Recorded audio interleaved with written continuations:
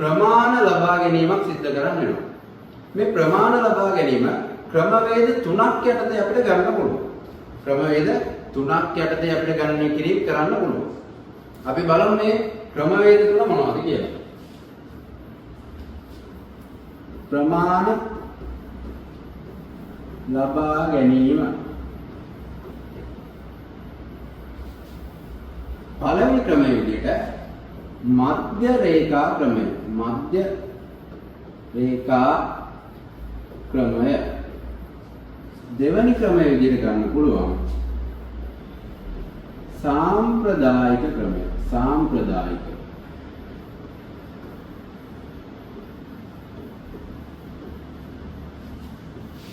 තුන්වෙනි ක්‍රමය හරස් ක්‍රමය.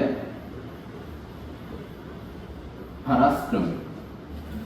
මේ මධ්‍ය රේඛා ක්‍රමය, සාම්ප්‍රදායික ක්‍රමය, හරස් ක්‍රමය කියන ක්‍රම තුනේ අපි භාවිතා කරන්නේ මධ්‍ය රේඛා ක්‍රමය.